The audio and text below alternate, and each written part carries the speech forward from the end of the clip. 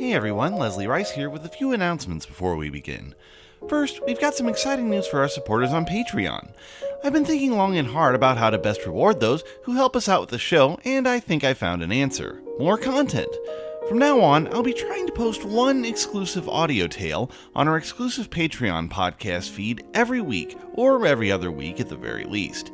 We'll be starting with an author's spotlight for a writer whose work I'd hoped to feature but haven't had the chance, and we'll also be doing some classics like the works of William Hope Hodgson and Lovecraft. For those hungry for more frequent updates and content from us, these episodes are ideal. For those who are curious about how they can support the show and get access to those stories and other benefits, visit our Patreon page, www.patreon.com/signalobscura, or our website, www.signalhorrorpodcast.com. Other than that, I can only remind you once again that when you like, subscribe to, or write a review of our show, you're helping to spread the word. Feel free to share this show with your friends, family members, co-workers, and victims. Did I say victims? Of course I didn't. Long story short, spread the word. After all, what's the worst that could happen?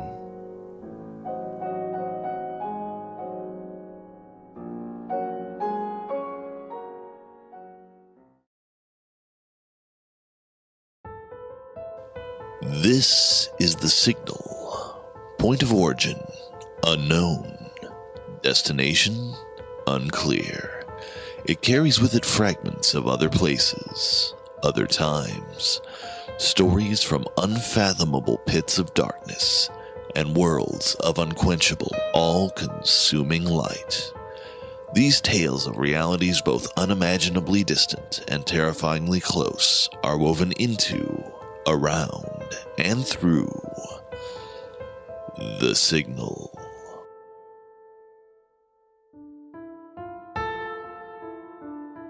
Hello, dear listeners, and welcome to The Signal. Human nature. Those two words, taken individually, can often seem at odds with one another. After all, mankind has fought tooth and claw to separate itself from the jungles and savagery of its past, elevating itself to become the dominant species upon its globe. Together, those words, human nature, can describe something both beautiful and terrible. Because just as we are capable of acts of almost angelic charity, we are also capable of the basest, deepest, darkest evil imaginable.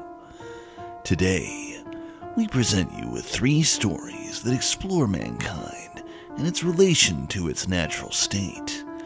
We'll be looking at what happens when a man of the world decides that it's high time to play God. We'll also be observing when a group of researchers sees what becomes of the human mind in the dark, frozen isolation of Antarctica. Then, finally, we will see what becomes of man's killer instinct in the concrete jungle when an annual hunting and gathering ritual turns dangerous. And so, dear listeners, since patience is a virtue, and one not in most people's nature, let's get to our first story.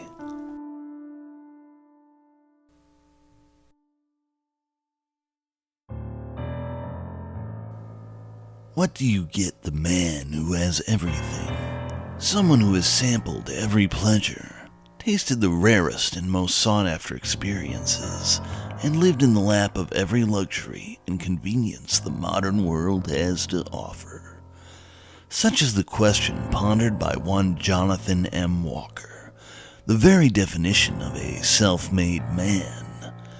Confronted by the end of a lifetime spent in relentless pursuit of society's definition of success, he, as many other men have, begins to ponder what true success is, and whether his life was indeed one well lived. Where most men would simply stroke their ego with a new sports car or a bigger boat, though, Mr. Walker has other plans. As a man who's always tested himself, he decides that a taste of the natural world is exactly what he needs. In this story, by username ChrisBird93, he seeks that taste in the Feral Forest.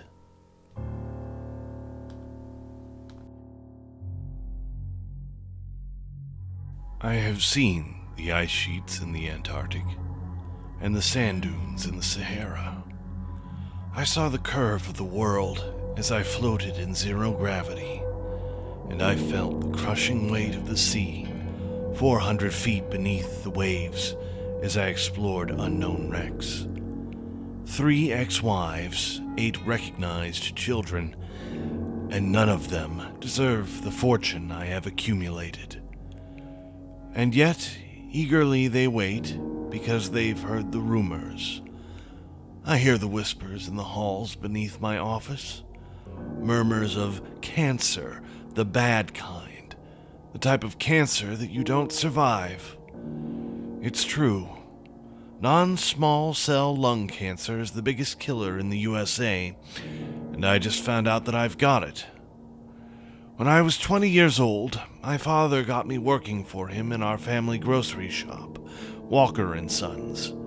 He was ecstatic. The shop was started by my grandfather and bared the family name, and my father was ready to hand me the lead. In a single day, I saw a demand that we could barely supply, and as I flipped the door sign to closed, I asked my father why he'd never bothered to expand. This shop isn't about the money, he'd stated, hunched over a dustpan and brush. Pop built this store with his own hands so that he could support and raise a family. Money can buy you a lot of things, but it won't buy you happiness, it won't buy you love, and it can't buy you a good heart. He stood up and arched his back, clearly in pain. 7 years later, when the 25th Walker & Sons supermarket opened, I was on my yacht with a group of entrepreneurs and philanthropists that had become my friends. I had proved my father wrong for the first time. When I was in my mid-30s, supermarkets were just a small drop in an ocean of investments, startups, and ventures. I was one of the super rich, the top 1% of the top 1%. By that time, I could promise you that there was at least one item in any room almost anywhere in the USA that my companies had some part of manufacturing, designing, or constructing. That's when I met Hannah and found a love with a price that would prove my father wrong a second time. I nearly lost myself back then. Hannah spent her time looking after my first 2 children, while I got high on whatever I could get my hands on. Meanwhile, the money kept us together. She was happy as long as she had a credit card without a limit. Thousands were spent on designer shoes and clothes. Tens of thousands were spent on nannies. Eventually, even the money couldn't replace what she really needed: a loving husband. She cost me millions of dollars in settlements, and I can guarantee you she isn't seeing another cent from me. I won't bother going into my other ex-wives or children. Let's just say that it was a mistake to marry and a mistake to breed. I never could keep my eye away from a pretty young thing. It was in the haze of my 30s that, unbeknownst to me, I would give myself this incredible opportunity. I didn't really care at the time. To me, I remember seeing it as a chance to play God, and that's something I was never going to turn down. At this point in my life, it was rare for me to have a day of sobriety, and when I did get past the hangover, I wasn't of much use to anyone. The letter had been set on my desk for a couple of weeks before I got around to opening it. It had managed to stay at the top of the pile because the man that had delivered it to me had been stubborn enough to insist it was to be hand-delivered by him. He waited outside for nearly 5 hours. When he was finally sent up to see me, he simply handed me the letter and left. The contents described a project unlike anything I'd ever heard of. It asked for a hefty amount of money just to begin, and then an annual sum to cover the costs of staffing and research and development. I couldn't give it to them fast enough. I secured myself a line with the head of operations, Mark Yang, and told him I was always on the other line. Mark purchased a vast amount of lush forest land in an area I won't disclose under his own name with an account funded by me. He erected a wall around the perimeter and hired 24-hour surveillance. Not a single spot in or around the forest was unseen at any time. With that, and a tree canopy thick enough to avoid any potential satellites snooping on us, we were safe. A building large enough to be a small town was constructed. It had a food mall, a hairdresser, a small hospital, staff living quarters, and everything the workers would need in their new home for however long their contract was for. Mark's plan could never have come to fruition without me, so I owned him. Between ourselves, we called it the forest. In public, we didn't talk about it at all. No one did. The staff were looked after as long as they didn't ask any questions. We tried our best to keep the sections separate, and, in general, everyone was happy to keep the knowledge to themselves. Our first step was to buy the orphans. We purchased 25 healthy baby boys and girls from different orphanages of different ethnicities and countries. We raised them without language, without education, without love. Once they could walk, they were taken from the nursery and placed into the nest. The nest was designed to introduce the subjects to the world. It was a simple 3-walled room with a ceiling to keep them dry, and a small outside area enclosed by a simple chain-link fence to keep away any animals. There was nothing in the nest except for grass and mud. We didn't clothe the subjects or give them beds. Mark wanted to know what a real human was like. Each morning and night, a siren would wail. From a hatch in one of the walls, we would drop cooked meats. As the children grew older, they began to fight for the food, scratching, pushing, and pulling at hair. Nothing was against the rules when food was involved.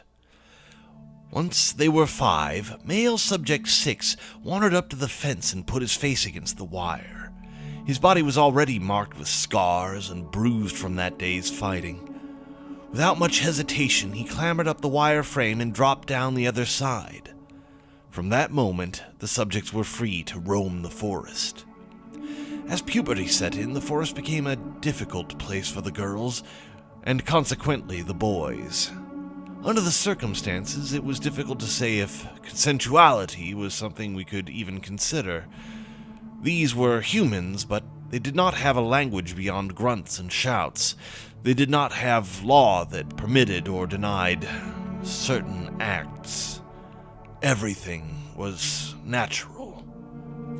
This was the first time we saw something that divided the pack. Suddenly, the boys were no longer happy in each other's company. With sex came ownership, and with ownership came an unwillingness to share. The biggest of the boys were also the first to hit puberty. Male subjects 1 and 12 each took control of a large proportion of the girls. Left over was the majority of the boys and a couple of immature girls who, unfortunately, suffered for the next few months until they were allowed into one of the tribes. Food became a battle between the men. 3 male subjects were killed in as many months, another simply died from starvation. However, when male subject 7 reached the brink of hunger, he warily approached the tribe of male subject 1. On his knees, the nearly man crawled up towards the clan, resting beneath a large tree. Subject 1 was alert, watching with wide eyes as he approached. As the boy got even closer, Subject 1 stood and marched over. The girls were getting restless. The boy stopped moving and shielded his face with his hands, peering through the cracks in his fingers. In a moment when the choice was violence or sympathy, this was the first time a subject had shown sympathy. Subject 1 nuzzled the boy away with his foot, pushing him from the group. 7 was too weak to even crawl away and fell to his side. He died the following day. It was during this time, when the feral children were nearly 15, that I decided to enter the forest. Mark had argued with me furiously right up until I told him I'd pull the plug on the funding to his project if he didn't let me in. He let me join the group with a scowl and insisted I was as accurate in mimicking their condition as possible. In his words, they should have no reason to believe I hadn't been living there for my entire life. And so, Mark Yang watched as his 40-something billionaire investor took to the forest stark naked and eager to begin. I sauntered up to 12's tribe with my hands swinging by my sides. The boy shot up to me, screaming and hollering in my face, trying to push me away from the girls. I'd seen him do it to the other boys, and usually it worked. I tackled him to the ground and punched until he was spitting blood and barely moving. Dominance was key. The tribe became mine, and I took 7 girls from the boy I left wheezing on the grass. He stumbled away from us, back toward the other boys that had been confined to their own company in more recent times. My girls were beautiful. They were young, fit, athletic, and the sex was incredible. It was so primal and instinctive. I've honestly never had such insatiable urges, not even the drugs compared to it. Quite frankly, I'd never been happier. Over the course of a few weeks, I gave them names that suited their faces. I learned each of their quirks. I stood my ground against any of the boys that tried to take my throne. I got in fights to win my tribe our food, and I never spoke a word. I was only planning on spending a couple of days in the forest, but I stayed for 4 months. Once I finally left the forest, I never really managed to fit back into the real world. My mind kept drifting back to my girls. My third wife was nothing compared to them. My kids were screw-ups. My businesses all but ran themselves. And the world outside of the confines of that forest was lackluster and meaningless. When Mark gave me the call nearly 5 months later, I felt a happiness I hadn't felt since I was in the forest. 3 of my girls were showing signs of pregnancy. 3! I gave my wife whatever she needed in order to have her sign for a divorce, and flew to the forest. I watched them on the cameras. They were beautiful. Flawless, even. 12 had reclaimed the group, and I felt rage building inside of me as I saw him laying with my girls. I nearly threw up when I saw him sleeping with them, 2 heads nestled into his neck. It should have been me. It should always have been me. I stormed back into the forest with fire in my eyes. The boy was alerted to my presence by the frightened noises the girls made as they scampered behind the trees for cover. I would never hurt them. 12 was a bit bigger than when we last met, but not by much. Not by enough. I think I broke one of his arms because he ran off into the forest, whimpering with it held to his chest. I took no time asserting my dominance with the girls. It was good to be back. The world was perfect again. 2 of the children survived. Once the first was born, Mark and I agreed that more food was needed to be dropped to feed the increasing population. The other tribe also had 2 babies, and it was important for us all that our girls were getting enough to live. Male Subject 1 and I had come to an amicable, unspoken agreement that we would each take half of the food that was dropped. The other boys scavenged what we left behind. Every 6 months, I had a check-in with the doctor in the building attached to the nest, and after a few years, I stopped talking altogether. My companies continued to profit, my children did not care for me or I for them, and I truly needed nothing more in the world. Today, I had my biannual checkup with the doctor. I've been living in the forest continuously for 17 years. The sounds of the city drive me crazy. All of the engines and horns and shouting and bright lights all through the day combine with the foul air and make my head spin. The screen on this computer is hurting my eyes, and it takes me forever to find the right key. Mark is still watching me every day. He says he might join me next year when he retires. The doctor flew in a specialist who confirmed the cancer in my lung and was told not to ask any questions. What's funny is that even now, I have the chance to prove my father wrong for a third and final time. My father said money can't buy a good heart, but it can buy a good lung from a willing donor. The truth is, my sons have begun to best me in the forest.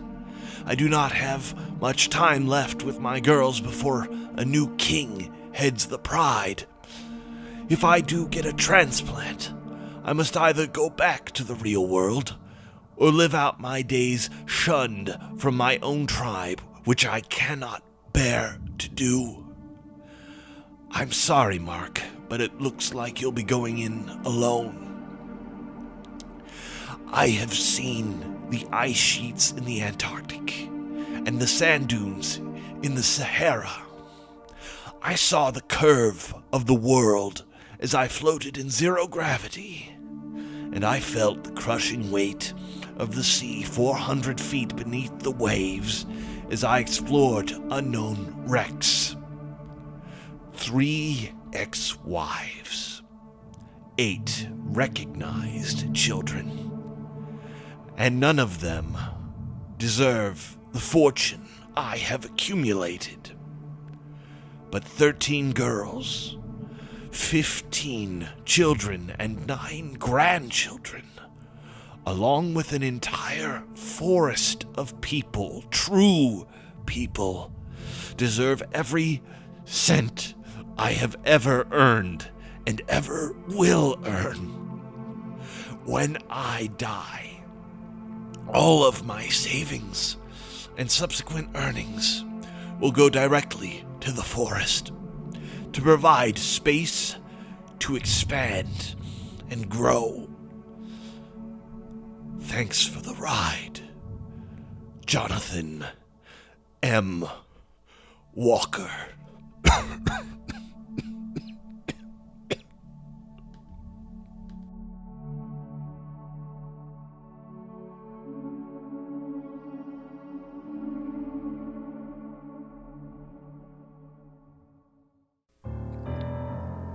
While man may have come from the forests and jungles of our world, there are places that seem to shun him.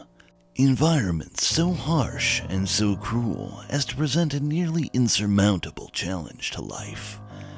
Yet, it is in man's nature to explore these dark and foreboding places, even when what they find there defies logic and expectation.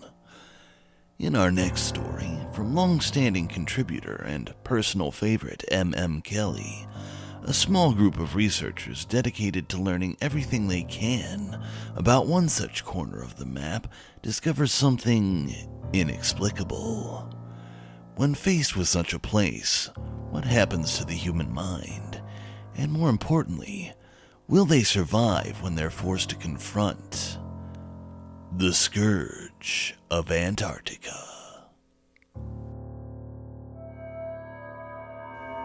I'm a researcher in Antarctica. I work on ANTOS, the Antarctic Nearshore and Terrestrial Observing System. I focused more on the technical aspects of the system than actually utilizing it to monitor the biological systems here in Earth's Great Freezer. Honestly, it's a pretty cool place. However, Sarah, one of the people studying the penguin population here, started noticing some of the blips on her radar no longer moving. I went out to investigate. As we suspected, they were dead. Surprisingly, though, both of the penguins were still whole and didn't show signs of disease. That was a little disconcerting, so I started helping her watch the video feeds more closely. She thought we might be on the cusp of finding a new species-species interaction. Weeks went by with nothing strange as usual. Then, around dusk, what looked like a penguin head blocked the camera for a few seconds. That might not seem particularly odd, but we have the cameras mounted on pylons to help keep them out of the snow and out of the way of the animals. None of the penguins down here come close to the 6 feet tall it would have had to have been to be in front of the camera like that. Other parts of the system also caught glimpses of penguin plumage at heights that nature's little butlers wouldn't be able to reach. Sarah screamed for me. She was thrilled. I had to make her slow down. It was like she was 4 years old again and found out about the coolest toy she'd ever heard of. She showed me an archived bit of video. It definitely looked like a 6-foot-tall penguin running across the view of the camera, but it was still wrong somehow. The size and speed of it for sure was unlike anything else we'd ever seen, but the skin also seemed to be kind of baggy? I guess baggy is probably the most accurate word. It didn't really fit into its body in the same way as the other species. Sarah was convinced it was a new species. We'd went out a few times to try to identify it in person with no luck. What we did find was an ungodly howling that ripped across the snow at around dusk on our way back to base camp. It was definitely a regular penguin, but it was in a world of hurt, and then it was muffled by a loud, mottled combination of hooting, howling, and grunting. We ran up a nearby ridge, but there was no sign of our mystery creature.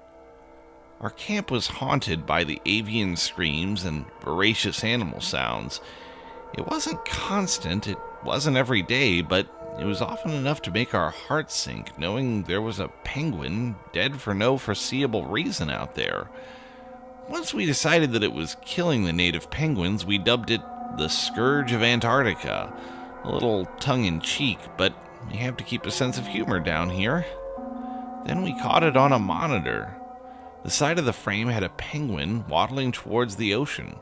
It suddenly gets blindsided by the Scourge, full-on, body parallel to the earth, tackled. It copulated with the unsuspecting penguin. It was like a drunk college student with a new inflatable doll, like a train wreck. I couldn't look away. His head flopped around, the penguin balked in terror. It went on for the most absurd eternity in history.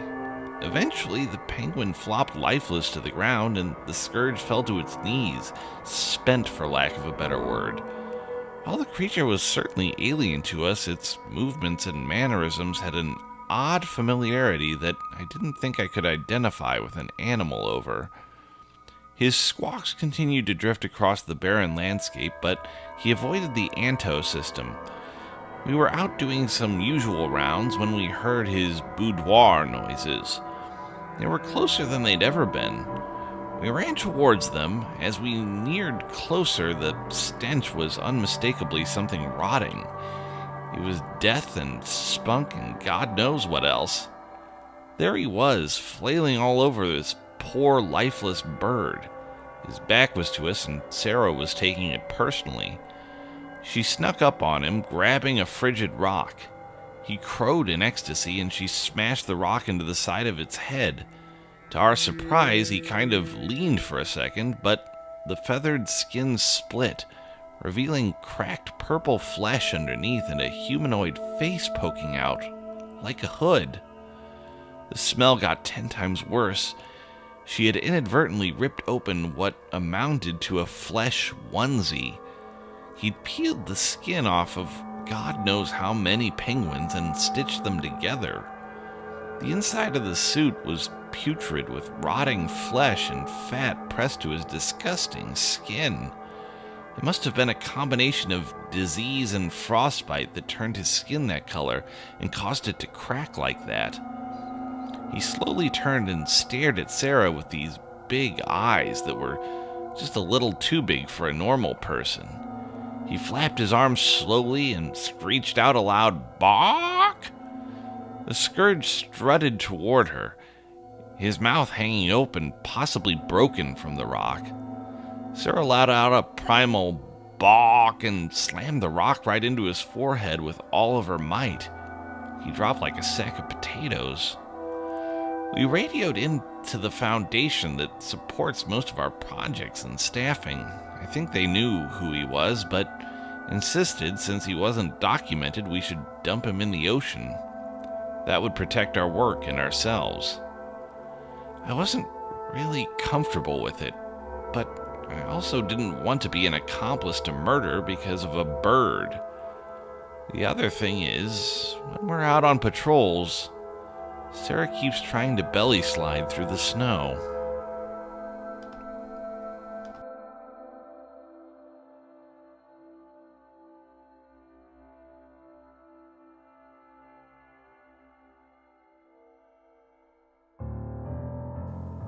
Verdant forests, Arctic wastes. Man can make any environment on Earth into a place capable of supporting him. However, what do we choose to surround ourselves with? Steel, iron, concrete, man-made materials for a world we have beaten, mangled, and mauled into submission. However far we may have pushed ourselves from our savage roots, though, that touch of feral instinct still burns within us, finding outlets that surprise and shock us. Nowhere do we see it more than in the darkest part of the year, which we amusingly call the holidays. Every year, we see people trampled, assaulted, and robbed during acts committed in the name of, yet entirely antithetical to, the happiest time of the year. In our next story, from Kevin Nelson, we follow a couple on what may just be the worst offender of the holiday season, as bargain shopping turns to a fight for survival. So, dear readers, while some of you will prefer to stay at home for this tale, I'm sure others will be unable to resist the draw of Black Friday. The hot breaths of the crowd steamed in the cold November air. They were huddled together, nudging each other in a bitter fatigue. The surge of bodies was pressed against the store gates, clamoring over their itineraries and crushing those in the front, who only pushed back, crushing those in the middle. Anthony felt like he was suffocating. How the hell did he end up here at the gates of hell? He promised himself that he would avoid this day at all costs for his entire life. Yet, here he was, miserable amongst the miserable. Sale, 50% off, sale, deal, sale, doorbuster, sale. One day a year, these trigger words sent the nation into a frenzy. Millions of people became rabid at the notion of saving money by spending money. They devoured all of the latest technologies and consumed their credit like wild animals. Tents were being disassembled by the most loyal shoppers at the front of the line. They had been camping out since the store closed at midnight on Thanksgiving. Smart shoes were projected to be the top seller this holiday season, and by God, these people had to have them. There were hundreds gathered in a line that stretched around the corner of the building. It was super important that they arrive 3 hours early. Anthony was okay with just watching the fights online the day after and laughing at all of the disturbing behavior with the comfort of distance. His hand hung numb in the vice grip of his girlfriend. Despite all his protests, she insisted that they'd find some really good deals. By the time he received his third elbow to the kidney, he was ready to fight. He had to remind himself that, then I'd be one of those assholes in the fail compilation. That was 10 elbows ago. Now, his soul was being crushed along with his body. He was over it already and had sunken into a deep state of despair and thinking that there were hours more of this to go. She owed him big time. This, of course, led to the fight in the car on the way over, which is probably why her grip was so damn tight. If you don't want to go, then you don't have to go. He knew that was a trap, so he went. Why did she expect him to be happy about it? There was a rattling at the gate as the crowd's patience was on the verge of violence. "Come on, let us in, it's 4 o'clock, asshole." If a mosh pit broke out, he wouldn't have been surprised. The employees faced the open sliding glass door with dread. In moments, that rattling steel gate would open and all hell would break loose. They were in for a long, hectic day and were likely to see people at their lowest. Most of them were veterans of the retail world and knew that if you just kept your head down, the nightmare would be over soon enough. Yet, the seasonal hires shook in reproach. They imagined the worst and were probably right in doing so. The shouts from the other side were venomous and thunderous. The security guard checked his watch. 3:59 a.m. The manager of Allmart, Craig, held the chain and watched the time carefully. Sweat dribbled down his bald skull. This was it. No turning back. The minute turned and the manager yanked on the chain. Crank. Desperate feet shuffled in the crack and the gate swayed from the pressure on the other side. Craig pulled again and the gate lifted to the knees of the angry mob, frantic to enter. A man crawled underneath and dove into a pile of smart shoes. Crank. The boxes collapsed on top of him. Crank. A horde of raging bodies rushed forward like the floodwaters of a tsunami. They descended on the pile of smart shoes as if quenching a vicious craving. They bore teeth, scratched, dropped shoulders into the chest of the elderly. A little girl lifted a box in the air triumphantly, only to have a grown man rip it from her grasp. "Give it back!" She jumped, trying for the box, but he threw an elbow, checking her little yelping body into a display of chips. Anarchy ensued. By the time Anthony and Anna entered the store, the shoes were gone and there was blood on the floor. The little girl was crying into the arms of her father, who craned his neck like an ostrich in search of the culprit. The consumers were tearing the place apart in a manic frenzy. When they got to the technology section, it was a madhouse. The aisles were too thick to go down and the shelves were blocked off 3 deep. He looked up at the price of the newest gaming console. $299.99? That's not even a good deal. Anthony pushed himself through the mass of bodies and came up on an empty shelf spare for one final console. He took a moment to reflect on whether he should or shouldn't buy this thing. He said that he would, but now that he was standing here, was it worth it? A vulture swooped in and snapped down on the box. Anthony wasn't about to fight the guy when he could pay just as much online. No wonder these stores are dying. An hour later, they were in line with a dismal take of 3 items: a virtual reality set, a top, and a pack of chapstick. The customers in front of them had multiple shopping carts full of laptops, games, clothes, and a huge television sticking out from one of them. This was going to take forever. The line seemed to be just as bad as waiting for the store to open. This was the first stop in a long list of must-visits on Anna's game plan. He counted 12 stores before they left. If each store took as long as this one, he was in for a long, unrewarding day. He already spent all of his money on the virtual reality set. He just had to come to terms with the fact that he will never get this day back. He was getting ripped off by wasting his time. Eventually, they waded through awkward silence and paid for their meager items. They made their way to the doors, and the people in front of them came to an abrupt halt. The steel gate came crashing down, separating a young girl from her family. "Hannah! Hannah!" No one knew what to do, so they just started griping in unison to no one and everyone. How dare they suffer this injustice? They would surely let the world know. "Good morning, shoppers!" An upbeat voice boomed from the loudspeakers. Even the workers were surprised by the voice and looked up to the ceiling with confusion and intrigue. Who the hell is that? "Thank you for shopping at Allmart, where owning you is a pleasure. Today is a very special day. It's Black Friday." The thralls of shoppers cheered as if on cue. Anthony's claustrophobia kicked in as strangers bumped against him from all angles. What the hell is going on? "Now," the voice seemed to smile, "I bet you're all wondering what the hell is going on." Anna placed her hand on Anthony's shoulder as he looked up to the nearest video camera. "Well?" The voice took a considerable pause and the crowd murmured with anticipation. "You all have been chosen for an exclusive promotion." Oh, now we're talking. "How would you like the opportunity to completely change your life?" Humph, I'd like that. That sounds good. Okay, I'm listening. One lucky winner will win the chance of a lifetime. I repeat, one lucky winner will win the chance of a lifetime. The crowd was getting riled up, hooting and hollering like buffoons. Outstanding debt? Paid. Dream vacation home? It's yours. Trip around the world? Consider yourself booked. One lucky winner will win 1 full hour to purchase anything their heart desires. Nothing is off limits. A private jet? You got it. Illicit drugs? Sure thing. Human trafficking? No problem. New car? Drone strike? Hunting trip to kill an endangered species in the name of conservation? Yes, hell yes, and abso-fucking-lutely. The only limit is your depraved imagination. You want it? We'll buy it. Could you imagine what you could do with that kind of opportunity? I'd be set. What do I gotta do?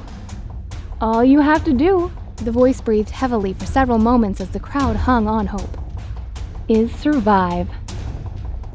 The mumbling of the placid populace dropped to silence. Finally, one woman's voice shot up from the cash registers. What the hell did he just say? You have until the sun rises, which is approximately 1 hour. The last one standing wins it all. Are you willing to trade the worst hour of your life for the best? The promotion starts now. Good luck. The intercom chirped and the lights cut out to a general groan from the shopper. The Christmas music returned in an upbeat rendition of Deck the Halls. Craig attempted to pull the gate open, but it wasn't budging. It must have been locked from the outside. The electronic sliding doors closed and automatically locked. Hey, a man stepped away from his family and got in the manager's face. You can't keep us here against our will. Open the doors. I can't, the manager squeaked. Open the fucking door now.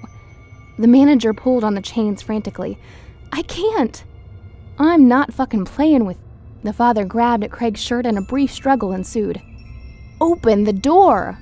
The man reached back to swing, but Craig pulled out a can of bear mace and let her rip.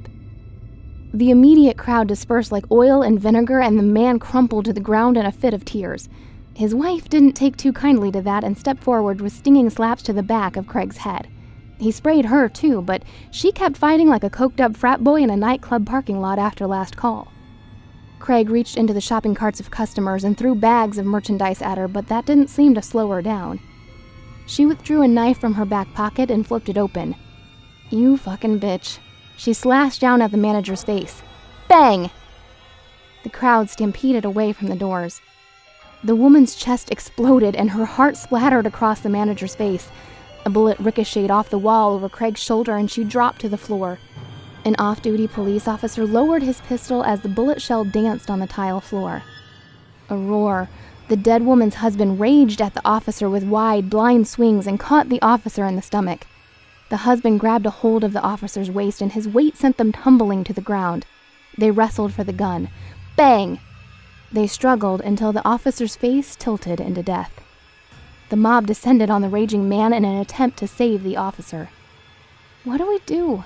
Anna said to Anthony as they hid behind a conveyor belt. The man stood, gun in hand, and aimed it at the crowd. Run. Bullets cut through the people as they fled, and the bodies began to pile up as they entered the aisles. Anthony and Anna broke out in a sprint as screams escaped from the middle of the mob. Pain and death echoed throughout the huge department store. Anthony led Anna down the bike aisle towards the outdoor section. The store descended into chaos as people began attacking each other. Gouging, battering, murder. If they could get a gun to protect themselves, they might be all right. They stopped short of the gun display case when they came nose to barrel with an AR-15. A fat man who looked like he'd been prepping for this very moment lowered the rifle and placed it on the glass case. It's got one in the chamber. Don't you be trying nothing stupid. He gingerly pushed cartridges into the magazine as Anthony stepped forward. Listen, can't we just... I can do whatever the hell I want, son, the man said, spitting tobacco all over the floor at Anthony's feet. I'm American. If you think I'm just going to let an opportunity like this pass, you must be stupid, dumb, or just plain unlucky. Let's just all remain calm, okay? Remain calm? There's no need to resort to violence. Do I not look calm to you? The old man smiled as he calmly loaded the last cartridge into the magazine. Anthony spotted a machete hanging on the shelf and scrambled for it. The old man slapped the magazine into the well of the rifle. Anthony gripped the machete and pointed it at the old man, trying to appear threatening, but he looked more like a boyish Peter Pan than anything. "Hey, stop!" The old man charged around into the chamber, revealing his own bluff, and lifted the gun. Anthony shielded himself by turning away from the barrel. The old man aimed. A blur flew over Anthony's shoulder with a gust of wind, and an arrow stabbed through the old man's eye and pierced his brain. The old man crashed into the glass and slid to the ground with the quiver still vibrating, leaving a streak of crimson on the glass.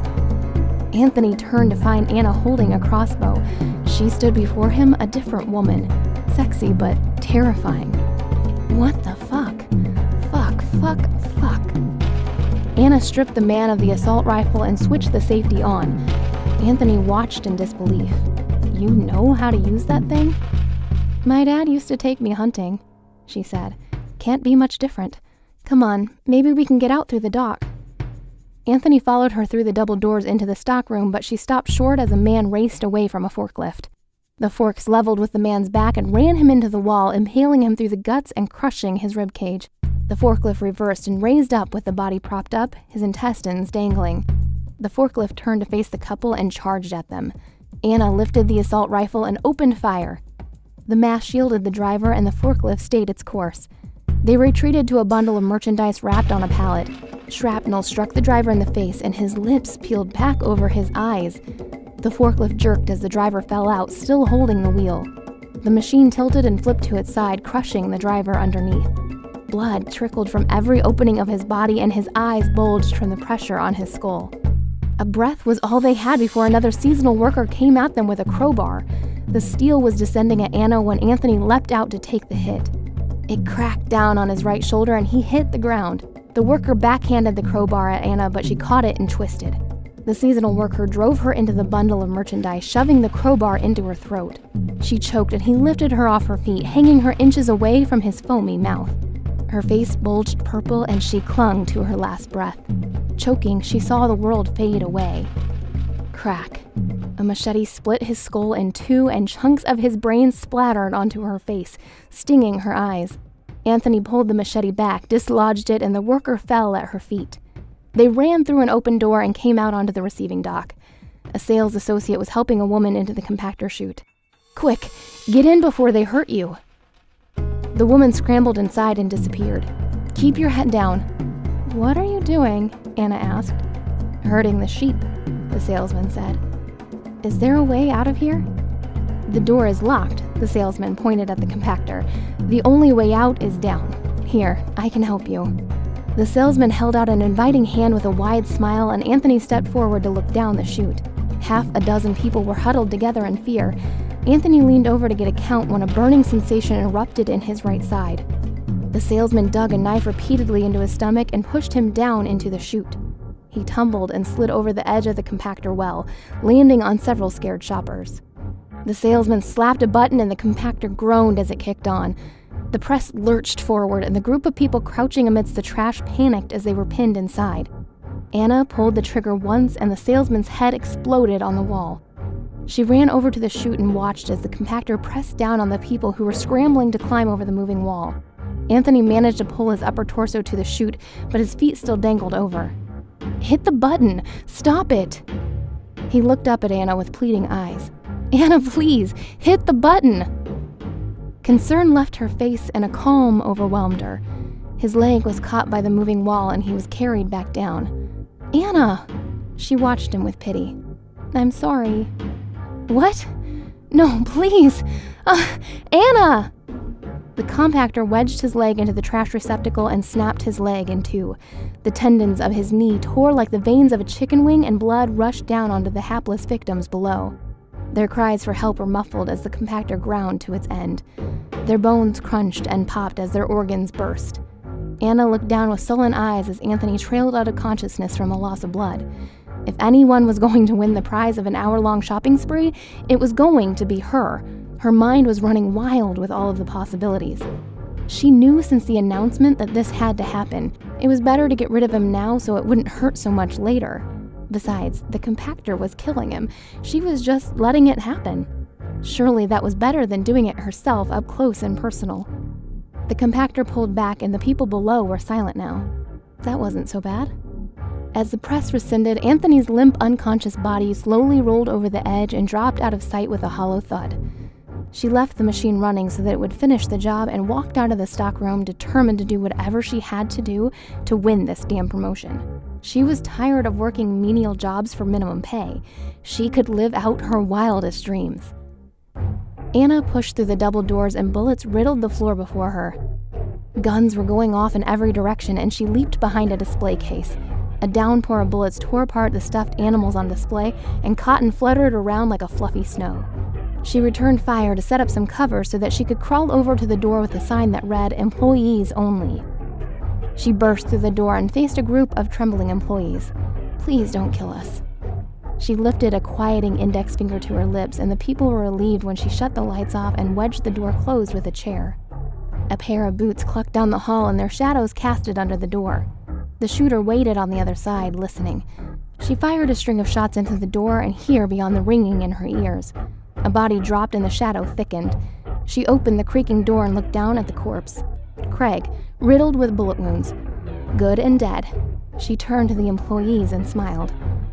"It's all going to be okay," she said gently. A weight was lifted from their worry as she raised the rifle at them with a shrug. "No, please." She opened fire and eliminated the room of any competition. That was easy. She returned to the floor and walked down the sports section.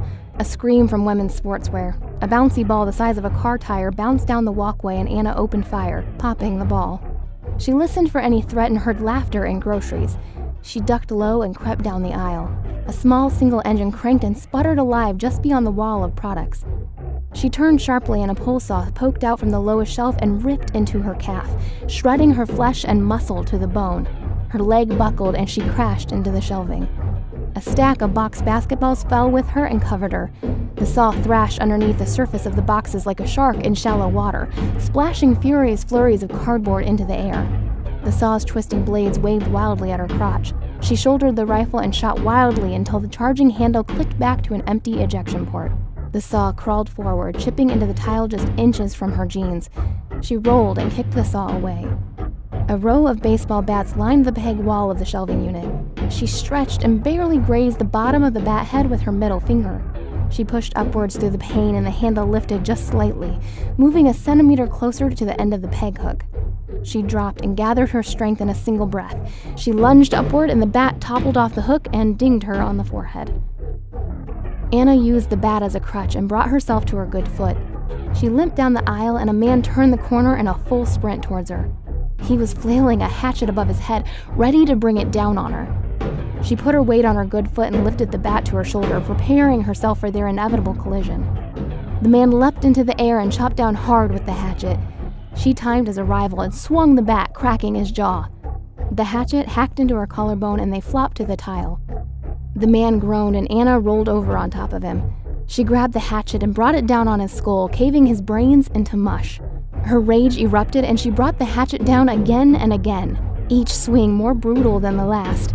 Blood sprayed up and dripped from her chin as if she were bathing in sacrifice. She crawled across the walkway and pulled herself into a circular clothing rack. The coats were a weak shield, but a shield nonetheless. She didn't know if she could go on. The opportunity of a lifetime carried the risk of losing life itself. Was it worth it? Only if she won. She wasn't willing to pay for death at the cost of her life. She couldn't give up. She had to walk out of those doors when the sun came up. It couldn't be long now. Or could it? She had no sense of time. Her purse was lost when it all began. With it, her phone. Her phone. If she could get back to the front of the store, then she could call for help. The coat slid on the rails of the clothing rack, and the cute little girl that got separated from her family stood over Anna with a sullen display of innocence. Her right hand was reaching behind her back, and Anna raised a hand in surrender. "Hi there. Hannah, was it?" The little girl smiled and giggled, dropping her hand out from behind her. She was wielding a bloody kitchen knife longer than her arm. The little girl's face twisted with menace, and the knife slashed down. Anna lifted her hand to catch the little girl's forearm. The knife slit the side of her wrist, and the point came down just short of her eye. She muscled the little girl and slammed her head into the support rail of the clothing rack, stunning her enough to get a grip on the knife's handle. Anna dipped the blade into the girl's neck and blood squirted out in thick waves, covering Anna's hand in warmth. She pressed into Hannah's chest, and the blood flowed out of the wound. Life left her. She rolled to her stomach and grabbed the handle of a shopping cart and pulled herself to her foot. She pushed the cart through the lingerie section, and her dismembered foot dragged along like a can tied to a bumper. The pain was excruciating and her head was getting dizzy, but something deep inside called for her to stay awake and stay alive. She wasn't thinking anymore. Her body was on autopilot. Stay alive. "Where do you think you're going?" a swollen voice croaked behind her. Anna turned to face an overweight woman whose chin was soft and thick. Her stained shirt was emblazoned with nightingale patterns, and her collar was outstretched from years of use. She wobbled forward and cracked her hammy knuckles. She lumbered forward with her hands grabbing at the air. Anna blitzed forward, and the woman wrapped her monstrous arms and squeezed. Anna lost all air as she wriggled in the lady's arms. The big lady's grip loosened, and Anna pulled the knife through her massive belly. The stink of her gut bombed the air as her stewing stomach spilled out, covering Anna with bile. Anna was no match for the woman's weight, and they toppled to the floor in unison. She was smothered underneath the woman and pushed with all her remaining strength in order to free herself. She was pinned to the floor under hundreds of pounds. She gave up and released herself to sleep. Her eyes were closing whether she wanted them to or not. She was tired of fighting. The weight of the world closed down on her, and darkness replaced the light.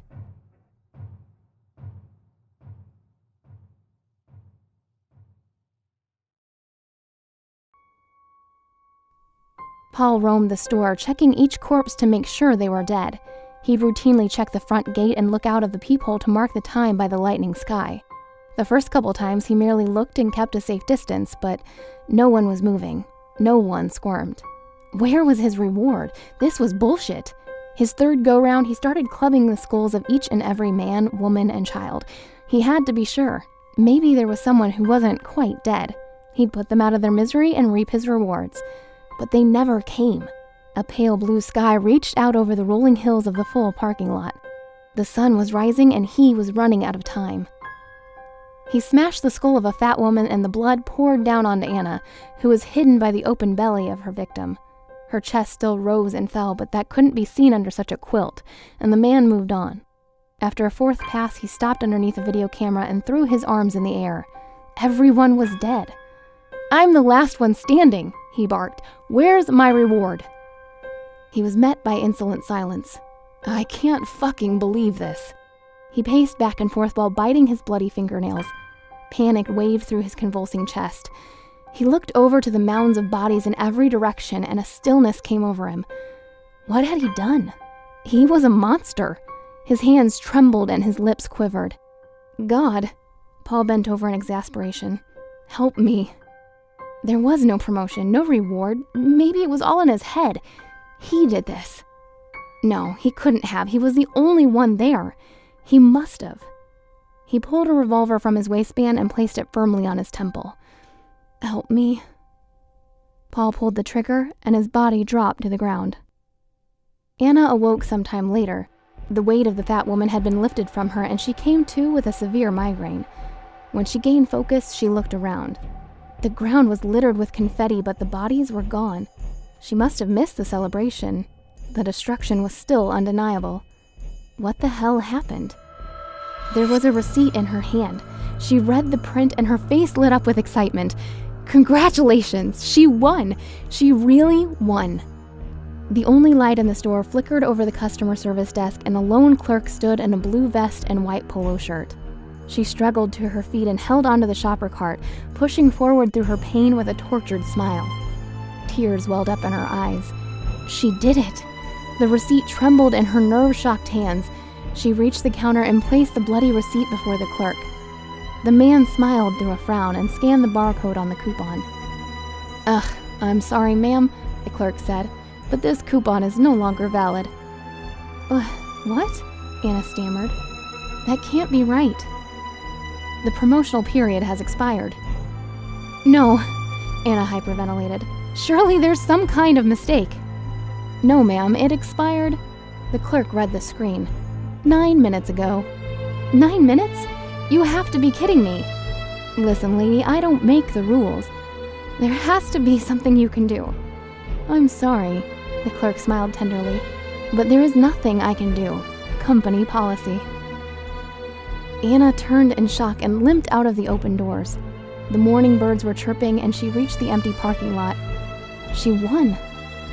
There was a tranquility to the hills as the natural world came alive while the humans slept. She won. She dropped to her knees and sobbed until the police arrived. She won.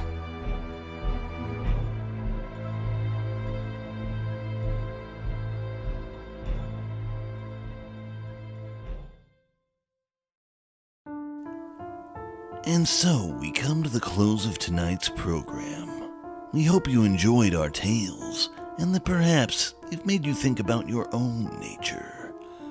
Would you trade away riches beyond imagining for the chance at a life that was more meaningful to you? In the cold and isolation of the frozen continent, would you surrender your humanity to become something more adapted to survive? Which would you be willing to end a life for? Your own survival? Or simply for material gain? Fortunately, none of these questions are ones I have to answer. I'll see you next time here in my domain. That shifting kaleidoscope of tales and realities that I call home, and which you call the Signal.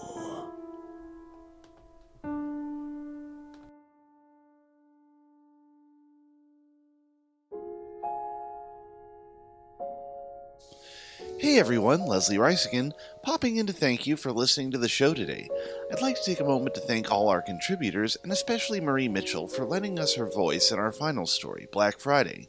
Music is, as always, largely composed by Kevin MacLeod, whose work can be found at www.incompetech.com.